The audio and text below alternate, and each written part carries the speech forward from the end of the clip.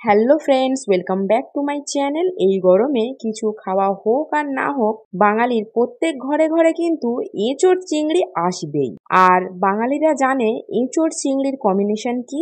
প্রতি বছর তো আমরা এঁচোড় চিংড়ি খেয়ে থাকি, কিন্তু এবছর এঁচোড় চিংড়ি দিয়ে যদি অন্যরকম কিছু ট্রাই করা যায় তাহলে কেমন হয়।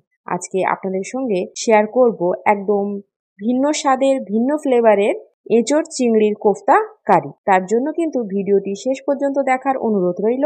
আর আজকে যদি আপনি আমার চ্যানেলে নতুন হয়ে থাকেন, প্লিজ সাবস্ক্রাইব করে পাশে থেকে যাবেন আরও নতুন নতুন রেসিপি জানার জন্য। এই বছর না হয় এঁচোড় চিংড়ি দিয়ে এই রেসিপিটা একবার ট্রাই করুন, যেটা কিন্তু প্রত্যেক বছর বানাতে ইচ্ছা করবে। তো চলুন বানিয়ে নেওয়া যাক আজকের রেসিপি এঁচোড় চিংড়ির কোফতা কারি। প্রথমেই প্রেসার কুকার নিয়ে নেব। প্রেসার কুকারের মধ্যে কেটে রাখা এঁচোড়গুলো আমি নিয়ে নিলাম। তারপরে নিয়ে নেব একটা এবং তার হাফ আলু, সাথে পরিমাণ মতো জল দিয়ে দেব, একটু লবণ, রঙের জন্য একটু হলুদ দেব, আর তেজপাতা দিয়ে দেব। দিয়ে ভালো করে নাড়িয়ে চাড়িয়ে এটা ঢাকনা আটকে ভালো করে সেদ্ধ করে নেব, যেন এঁচোড় আর আলুটা একদম হাত দিয়ে মেখে নেওয়া যায়। ওটা বসিয়ে দিয়ে চপারের মধ্যে নিয়ে নেব পেঁয়াজ, রসুন, আদা, কাঁচা লঙ্কা। এটাকে ভালো করে চপ করে নেব। এটা কিন্তু কোফতাতে লাগবে, সেই জন্য আগেই বানিয়ে নিলাম।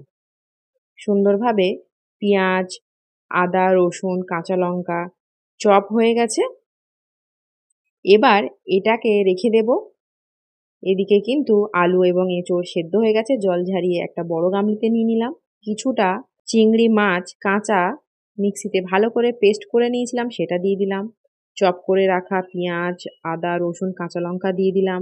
স্বাদ মতো লবণ দিলাম, গরম মশলার গুঁড়ো দিলাম, আর দেব ধনে গুঁড়ো। সাথে একটু বাইন্ডিং এর জন্য বড় টিস্পুনে 2 টিস্পুন ছোলার ছাতু আর 2 টিস্পুন দিলাম কর্নফ্লাওয়ার। এবার ভালো করে মেখে নিতে হবে। ছোলার ছাতু দেওয়ার জন্য কিন্তু বাইন্ডিং এবং টেস্ট খুব সুন্দর আসবে। আর কর্নফ্লাওয়ার দিলাম তার জন্য কিন্তু কোফতা ভাজার সময় তেল একদম টানবে না, ভিতরটা হবে নরম আর বাইরেটা হবে একদম মুচমুচে। আপনারা কিন্তু কারি না বানিয়ে শুধু চপ বা কোফতা হিসাবেও কিন্তু খেতে পারেন, যেটা সন্ধে সময় মুড়ির সাথে দারুণ লাগে। সুন্দরভাবে মেখে নিলাম। এবার কোফতার আকারে একটা একটা করে গড়ে নেব। আপনারা কিন্তু আপনাদের মনের মতো শেপ দিতে পারেন, যেহেতু কোফতা কারি বলে কথা, সেই জন্য আমি কোফতার মতো শেপ দিয়ে নেব। এটা আপনারা আপনাদের পছন্দ মতো সাইজ করে নিতে পারেন। এক এক করে আমি সব কোফতাগুলো কিন্তু হাত দিয়ে গড়ে নেব। আর উপরে দিয়ে দেবো একটু কর্নফ্লাওয়ার। এই কর্নফ্লাওয়ার দেওয়ার জন্য কিন্তু বললাম মুচমুচে হবে আর তেলটা অনেক কম টানবে। হালকা হালকা করে চামচ দিয়ে ছড়িয়ে দিলাম। এবার হাতের সাহায্যে একটু লাগিয়ে নেব। এই কর্নফ্লাওয়ারটা যতখানি আর কি লাগানো যেতে পারে। এবার তেলটা মিডিয়াম টু লো হিটে গরম হয়ে আসলে একে একে কোফতাগুলো ছেড়ে দেব। এবার মিডিয়াম টু লো হিটেই একটু সময় ধরে লাল লাল করে কোফতাগুলো ভেজে নিতে হবে। হাই ফ্লেমে ভাজলে কিন্তু তাড়াতাড়ি রং চলে আসবে, অথচ সুন্দরভাবে কুক হবে না। একটু মিডিয়াম টু লো হিটে এরকম লাল লাল হয়ে আসলেই কিন্তু একটা একটা করে তুলে নেব। আমি এরকমভাবেই কিন্তু সব কোফতাগুলোই ভেজে তুলে নিয়েছি। দেখতেই পাচ্ছেন কোফতাগুলো কতটা লোভনীয় লাগছে, যেন মনে হচ্ছে এখনই খেয়ে নিই। এরপর একটা বড় কড়াই বসিয়ে দিলাম। নিয়ে নেব কারি বানানোর জন্য তেল। তেলটা হালকা গরম হয়ে আসলে দিয়ে দেবো শুকনো লঙ্কা, দারচিনি, লবঙ্গ। এবার সুন্দর গন্ধ ছাড়লেই একদম বড় সাইজের একটা পেঁয়াজ কুচি দিয়েছি, একটু লবণ দিয়ে দিয়েছি আর চিনি দিয়ে দিয়েছি, যাতে পেঁয়াজটা তাড়াতাড়ি নরম হয়ে কালার চলে আসে। এবার ভালো করে নাড়িয়ে চাড়িয়ে নেব যতক্ষণ না পর্যন্ত পেঁয়াজের রং পরিবর্তন হয়ে আসছে। পেঁয়াজটা হালকা ব্রাউন হয়ে আসলেই দিয়ে দেব আদা রসুন বাটা। আদা রসুন বাটা দিয়ে পেঁয়াজের সাথে আবারও ভালো করে ভেজে নেব যতক্ষণ না পর্যন্ত আদা রসুনের কাঁচা গন্ধ চলে যায়।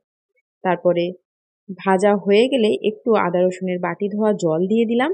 দিয়ে ভালো করে কষিয়ে নেব।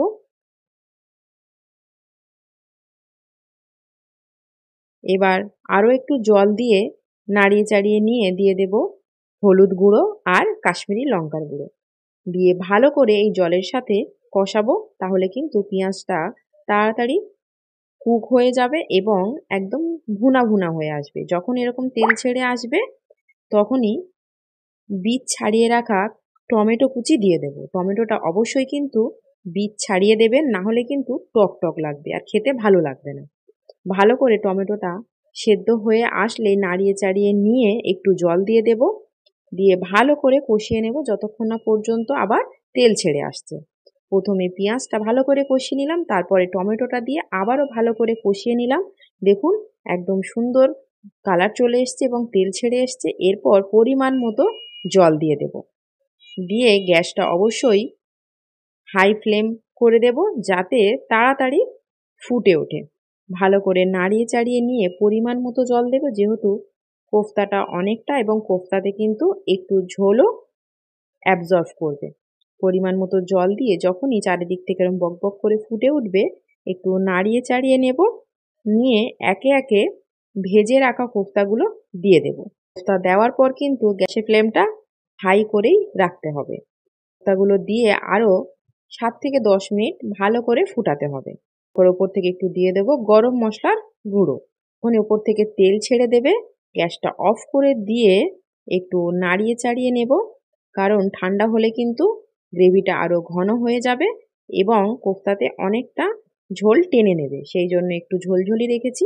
ওপর থেকে আরও একটু ঘি দিলেই রেডি হয়ে যাবে এঁচোড় চিংড়ির কোফতা কারি। এটা দুপুরের লাঞ্চ কিংবা ডিনারে সার্ভ করতে পারেন। আর গেস্ট আসলে তো এই গরমে এরকম একটা রেসিপি তো সার্ভ করা যেতেই পারে। আপনারা অবশ্যই কিন্তু এইভাবে এই বছর এঁচোড়ের কোফতা কারি ট্রাই করতে পারেন, আর অবশ্যই কিন্তু জানাতে ভুলবেন না কেমন হয়েছিল। আজকে যদি আমার ভিডিওটা আপনার পর্যন্ত ভালো লেগে থাকে, প্লিজ ছেড়ে যাওয়ার আগে লাইক এবং শেয়ার করতে ভুলে যাবেন না। সবাই ভালো থাকবেন, সুস্থ থাকবেন। দেখা হচ্ছে আবার একটা নতুন রেসিপির সাথে। আজকে তবে আসি, টাটা।